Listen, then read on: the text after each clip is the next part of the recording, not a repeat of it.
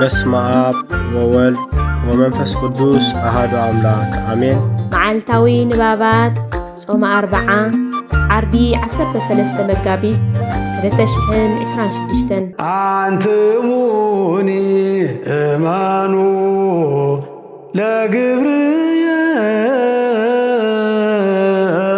መልእኽቲ ጳውሎስ ናብ ሰብ ፊልጵ ምዕራፍ 3 ካብ 1 ክሳብ ፍጻሜ። ብዝተረፈ ኣሕዋቴ ብጎይታ ባሂበልኩም እዚ መሊሰ ንምጽሓፉ ንዓይ ጭንቂ ነገር ኣይኮነን። ንኣኻትኩም ግና ንጽንዓትኩም እዩ። ካብ ኣኽላባት ተጠንቀቑ፣ ካብ እኩያት ዓየይቲ ተጠንቀቑ፣ ካብ ምቁርራጽ ተጠንቀቑ።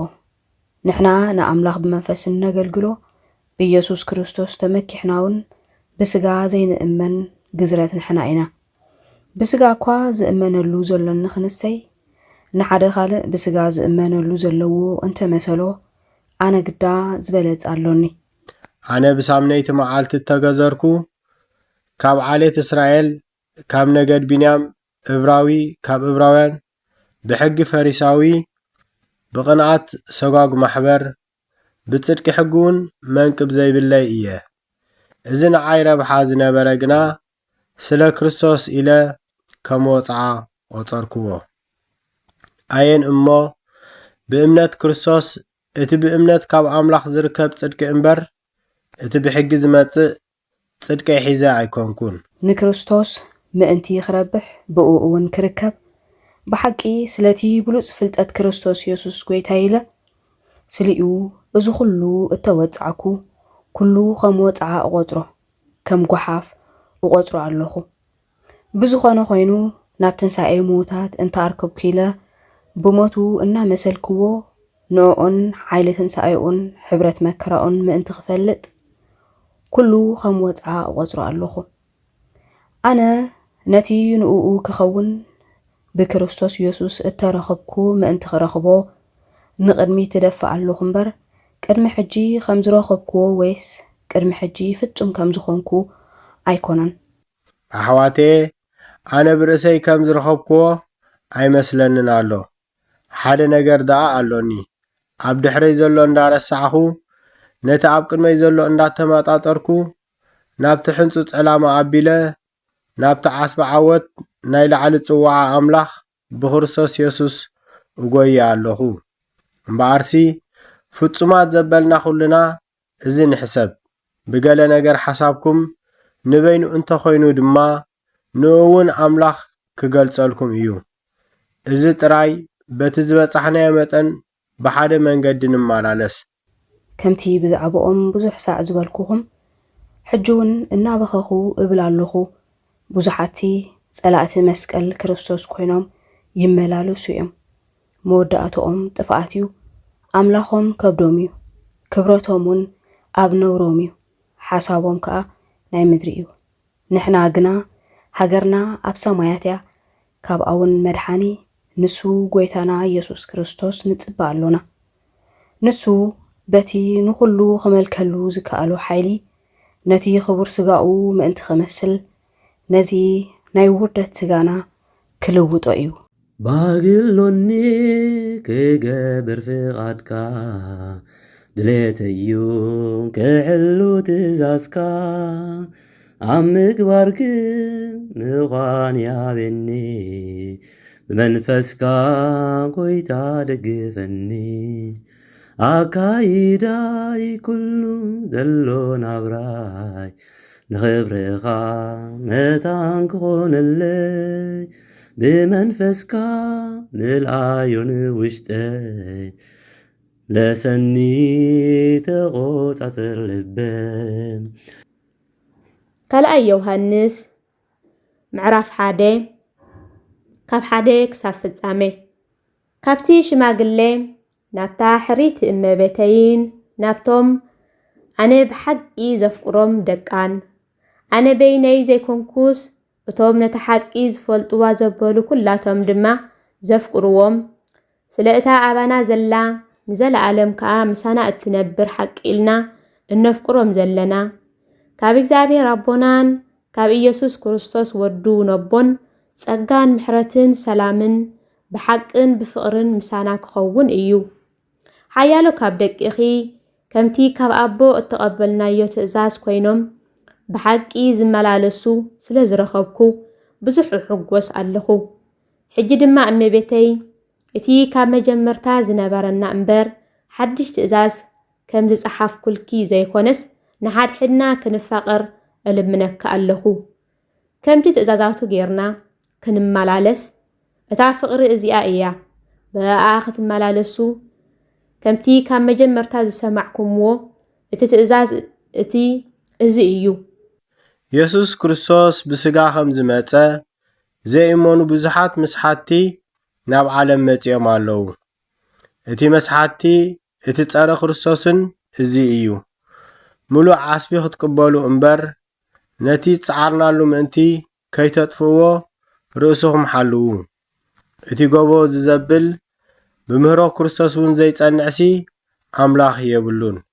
እቲ ኣብ ምህሮ ዝጸንዕ ንሱ ኣቦን ወድን ኣለውዎ።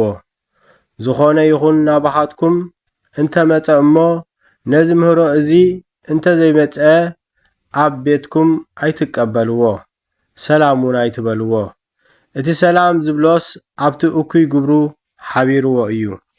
ናባኻትኩም ዝጽሕፎ ብዙሕ ነገር ነይሩኒ ክነሱ ብወረቐትን ብቐለምን ክጽሕፎ ኣይፈተኹን። ግናኸ ሓጎሰይ ምእንቲ ክምላእሲ ናባኻትኩም ክመጽእ እሞ ኣፍ ንኣፍ ክንዛረበኩም ተስፋ እገብር ኣለኹ። ደቂ እታ ሓሪቲ ሓብትኺ ሰላም ይብሉኺ ኣለዉ። ባግሎኒ ክገብር ፍቓድካ ድሌተዩ ክሕሉ ትእዛዝካ ኣብ ምግባር ግን ምዃን ይኣብየኒ ብመንፈስካ ጎይታ ይደግፈኒ ኣካይዳይ ኩሉ ዘሎ ናብራይ ንኽብርኻ መታን ክኾነለይ ብመንፈስካ ምልኣዮ ንውሽጠይ ምለሰኒ ተቖጻጸር ልበይ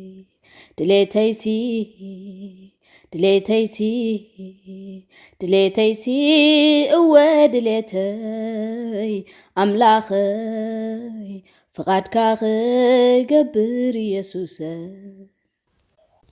ግብረ ሐዋርያት ምዕራፍ 10 ካብ ፍቕዲ 1 ክሳዕ 6። እቲ ታዕታዕ ምስ ዓረፈ ጳውሎስ ነቶም ደቂ መዛሙርቲ ፀዊዑ መዓዶም ተሰናቢትዎም ከዓ ናብ መቄዶንያ ክኸይድ ነቐለ። ብብዙሕ ቃል እናመዓዶም ከዓ ነቲ ሃገር ዘይሩ ናብ ጽርኢ መጸ። ኣብኣ 3 ወርሒ ምስ ገበረ ናብ ሶርያ ብመርከብ ክኸይድ ሓሲቡ ከሎ ኣይሁድ ውዲት ስለ ዝገበሩሉ ብመቄዶንያ ገይሩ ክምለስ ምኽሩ ቆረጸ። ክሳዕ ኤስያ ከዓ እኒ ሶጳጥሮስ ወዲ ጲሮስ በዓል ቤሮያን አርስጦርኮስን ሴኮንዶስን ሰብተሰሎንቄ ጋዮስ በዓል ደርቤን ጢሞቴዎስን ካብ ኤስያ ከዓ ትቂቆስን ጥሮፊሞስን ኣሰነይዎ። እዚኣቶም ቅድሜና ሓሊፎም ኣብ ጢሮአስ ተጸበዩና።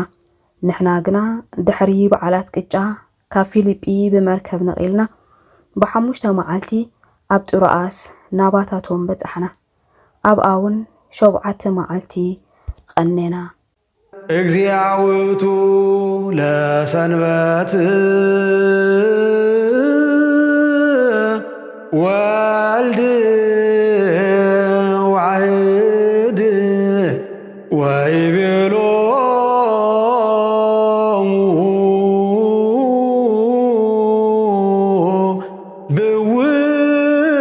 ብውህልታ እህድግ ኃጢአተ በዲበ ምድር። ሉቃስ ምዕራፍ 22 ካብ 1 ስጋብ 24። ፋሲጋ ዝበሃል በዓል ቅጫ ድማ ቀረበ። ሊቃውንቲ ካህናትን ጸሓፍትን ነቶም ህዝቢ ደኣ ፈሪሆም እምበር ከመይ ገይሮም ከም ዘጥፍእዎ ይደልዩ ነበሩ። ሰይጣን ግና ናብቲ ኣስቆሮታዊ ዝበሃል ይሁዳ ኣተወ። ንሱ ካብ ቁጽሪ እቶም 12 እዩ። ከይዱ ከዓ ናብቶም ሊቃውንቲ ካህናትን ሓለቑ ሓለውቲ መቕደስን ከመይ ገይሩ ከም ዘትሕዞ ተዛረበ። ተሓጒሶም ከዓ ኣቕራሽ ክህብዎ ኣውዓልሉ። ንሱ ድማ ተሰማምዖም ኣኼባ ህዝቢ ብዘይብላ ግዜ ከትሕዞውን ምሽእቲ ግዜ ይደሊ ነበረ። እታ ገንሸል ፋሲጋ ክሓርዱላ ዝግባእ መዓልቲ በዓል ቅጫ ከዓ መጸት። ኢየሱስ ድማ ንጴጥሮስን ዮሐንስን ኪዱ ክንበልዕሲ ገንሸል ፋሲጋ ኣዳልውልና ኢሉ ለኣኾም። ንሳቶም ከዓ ኣበይ ከነዳሉ ትፈቱ በልዎ። ንሱ ድማ በሎም እንሆ ኣብ ከተማ ምስ ኣተኹም ዕትሮ ማይ ዝጸረ ሰብኣይ ክጓነፈኩም እዩ እሞ ናብታ ዝኣትዋ ቤት ሰዓብዎ። ነቲ በዓል ቤት ከዓ እታ ምስ ደቀ መዛሙርተይ ገንሸል ፋሲጋ ዘብዕለላ ማሕደር ራጋይሲ ኣበይ እያ ይብለካ ኣሎ መምህር በልዎ። ንሱ ከዓ እተነጽፈ ኣዳራሽ ኣብ ደርቢ ከርእየኩም እዩ ኣብኡ እውን ኣዳልዉ። ከይዶም ከምታ ዝበሎም ረኸቡ። ገንሸል ፋሲጋ እውን ኣዳለዉ። ትምኒት ስጋይውን በገዲኦ መስተ ሓሳብ መንፈስ ኮይኑ ትምኒታቱ ኩሉ ባጌታቱ ምስ ሓሳብካ ፍጹም ዝጻረርዩ ስለዚ ኣምላኺ ደንግጸለይ ንስጋይ መለኮኹን ኣብ ልዕለይ ከኽብረካ በዚ ድኹም ሓይለይ ደግፈኒ ወለዋ ኢየሱሰይ ድሌተይሲ እወ ድሌተይ ኣምላኸይ ፍቓድካ ክገብር ኢየሱሰይ።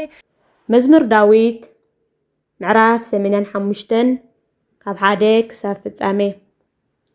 ወእግዚአብሔር ንምድርኻ ሞገስ ገበርካላ፣ ንቤት ያዕቆብ ካብ ምርኮ መለስካዮም። ኣበሳ ህዝብኻ ሓደግካ፣ ንብዘሉ ሓጢኣቶም ከደንካ፣ ንኹሉ መዓትካ ኣርሓካዮ። ካብ ንደት ቁጣዓኻ ተመለስካ፣ ወኣምላኽ ምድሓና ምለሰና፣ ንኹራኻ እውን ካባና ኣትርፎ። ንዘለዓለም ዶ ክትኩርየልና፣ ኩራኻስ ንውሉድ ወለዶዶ ከተንውሕ ኢኻ። ህዝብኻ በኣኻ ክሕጐሲ መሊስካዶ ህይወት ኣይክትህበናን ኢኻ። ወእግዚአብሔር ጸጋኻ ኣርየና ምድሓንካ እውን ሃበና። ናብ ዕሽነት ደኣ ኣይመለሱ እምበር ንህዝቡን ቅዱሳኑን ሰላም ዝዛረቦም እዩ እሞ ነቲ እግዚኣብሔር ኣምላኽ ዝብሎ ክሰምዕ እየ። ብሓቂ ኣብ ሃገርና ክብሪ ክሓድርሲ ምድሓኑ ነቶም ዝፈርህዎ ቀረበኦም እዩ። ለውሃትን ሓቅን ተራኸባ፣ ጽድቅን ሰላምን ተሰዓዓማ። ሓቂ ካብ ምድሪ ክትበቁል፣ ጽድቂ እውን ካብ ሰማይ ክትጥምት እያ። እግዚኣብሔር ድማ ሰናይ ክህበና እዩ። ሃገርና እውን ፍርያታ ክትህብ እያ። ጽድቂ ቀቅድሚኡ ክትከይድ፣ ኣሰሩ ከዓ ክስዕብ እያ። መዝሙር ዳዊት መዝሙር 85 ካብ ፍቕዲ 1 ክሳብ ፍጻሜ። ወእግዚአብሔር ንምድርኻ ሞገስ ገበርካላ፣ ንቤት ያዕቆብ ካብ ምርኮ መለስካዮም። ኣበሳ ህዝብኻ ሓደግካ፣ ንብዘሎ ሓጢኣቶም ከደንካ፣ ንኹሉ መዓትካ ኣርሓቕካዮ። ካብ ንደት ቁጥዓኻ ተመለስካ፣ ወኣምላኽ ምድሓና ምለሰና፣ ንኹራኻ እውን ካባና ኣትርፎ። ንዘለዓለም ዶ ክትኩርየልና፣ ኩራኻስ ንውሉድ ወለዶዶ ከተንውሕ ኢኻ። ህዝብኻ በኣኻ ክሕጐሲ መሊስካዶ ህይወት ኣይክትበናን ኢኻ። ወእግዚአብሔር ጸጋኻ ኣርየና ምድሓንካ እውን ሃበና። ናብ ዕሽነት ደኣ ኣይመለሱ እምበር ንህዝቡን ቅዱሳኑን ሰላም ክዛረቦም እሞ ነቲ እግዚኣብሔር ኣምላኽ ዝብሎ ክሰምዐ። ብሓቂ ኣብ ሃገርና ክብሪ ክሓድርሲ ምድሓኑ ነቶም ዝፈርህዎ ቀረባኦም እዩ። ለውሃትን ሓቅን ተራኸባ፣ ጽድቅን ሰላምን ተሰዓዓማ። ሓቂ ካብ ምድሪ ክትበቁል፣ ጽድቂ እውን ካብ ሰማይ ክትጥምት እያ። እግዚአብሔር ድማ ሰናይ ክህበና እዩ ሃገርናውን ፍርያታ ክትህብ ጽድቂ ቅድሚኡ ክትከይድ ኣሰሩ ከዓ ክትስዕብያ ባግሎኒ ክገብር ፍቓድካ ድሌተዩ ክሕሉ ትእዛዝካ ኣብ ምግባር ግን ምዃን ይኣብየኒ ብመንፈስካ ጎይታ ይደግፈኒ ናይ ዓርቢ ሊጦን ኦ ጎይታ ናይ ነፍስ ወከፍ ልማኖ ዘክር ኦ ጎይታ ነፍስ ወከፍ ካብ ክርስንኡ ጀሚርካ ዘክር ኦ ጎይታ ነቶም በቕንዕቲ ሃይማኖት ዝነብሩ ኣሕዛብ ዘክር ኣንስቶም ሓሉ ነጎባዞም ኣቕንዕ ንኣረገውቲ ኣጽንዕ ንዝተጨቆኑ ባልህ ንዝተበተኑ ኣክብ ነቶም ዝገሹ ምስኦም ኪድ ነቶም ዝጭነቑ ድማ ኣድሕኖም ነቶም ኣብ ጽልዕን ኣብ መሪር ኣገዛዝኣን ዝነብሩውን ዓለም ዝሓስካ እግዚኣብሔር ኣምላኽና ንስኻ ኢኻ እሞ ኣድሕኖም ጸልዩ እወ ኦ ጎይታናን ኣምላኽናን ንመበለት ረዳኢ ንዘኽታም እተድሕን ንሕሙማት ሓኪም ኢኻ ነቶም ዝገሹ ድማ ወደብን ህዳእትን ኢኻ ንስኻ ናይ ነፍሲ ወከፍ ልማንኡን ናብርኡን ጸገም ገዝኡን መርሚርካ ትፈልጥ ኢኻ እሞ ኦ ጎይታ ነዛ ሃገር እዚኣን ነተን ንዓኻ ብምእማን ዝነብሩለን ካልኦት ኣህጉራትን ዓድታትን ኣድሕን ንቅዱሳን ካብ ዕግርግርን ካብ ጥሜትን ካብ ወራር ካልእ ህዝብን ኣድሕን ፍቕሪ ዘለዎ ብርሃን ሃበና ካብ ቤተ ክርስቲያንካ ድማ ጥርጥር ኣርሕቕ ምስቶም ናይ ምስጋናኻ ደቂ ብርሃን ዝኾኑ ጸምብረና ንኣብን ንወልድን ንመንፈስ ቅዱስን ብሓደ ልብን ብሓደ ኣፍን ከነመስግን ሃበና ሎምን ኩሉ ሳዕን ዘለዓለመ ዓለምን ኣሜን